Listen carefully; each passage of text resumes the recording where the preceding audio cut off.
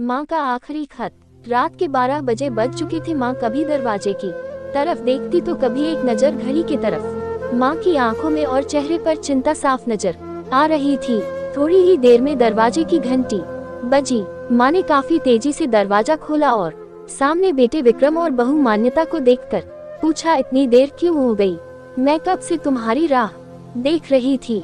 माँ, मैं अब छोटा नहीं हूँ, तुम मेरी चिंता मत किया करो। विक्रम घर के अंदर प्रवेश करते हुए बोला, बेटा कितना भी बड़ा हो जाए माँ के लिए छोटा ही रहता है।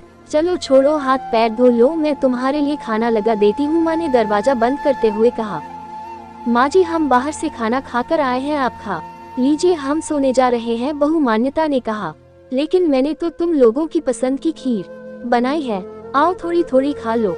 माँ तुझे एक बार में समझ में नहीं आता क्या? तेरी बहू ने कहा ना, हम बाहर से खाना खाकर आए हैं, क्यों परेशान करती है? जा तू खीर खा ले और सो जा, और हमें भी से शांति से सोने दे। माँ अकेले कैसे खीर खा सकती थी और उसे बिना खाए नींद कैसे आ सकती थी, क्योंकि बेटे के इंतजार में उसने भी कुछ नहीं खाया था। वह किचन में गई, एक गिलास पानी पिया और अपने रूम में चली गई। सुबह 10 बजे विक्रम की आंखें खुली। बाजू में मान्यता अभी भी सो रही थी।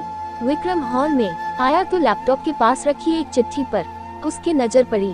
ये चिट्ठी किसकी हो सकती है, ये देखने के लिए उसने चिट्ठी खोलकर पढ़ना शुरू किया। मेरे लाल, तू सोच रहा होगा कि एक ही घर में रहते हुए ये चिट्ठी क्यों? मैं तुम्हें बोलकर भी ये बात बता सकती थी। हाँ, बता सकती थी।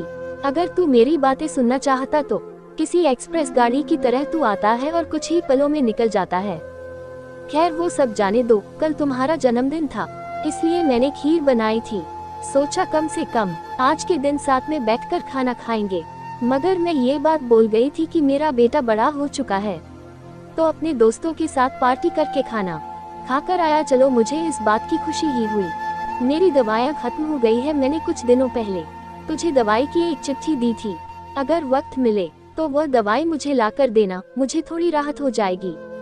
विक्रम को याद आया कि 4-5 दिन पहले माँ ने एक दवाई की चिट्ठी दी थी। उसने अपने ऑफिस के बैग में जाकर उस चिट्ठी को तलाशा और उसे खोलकर देखा।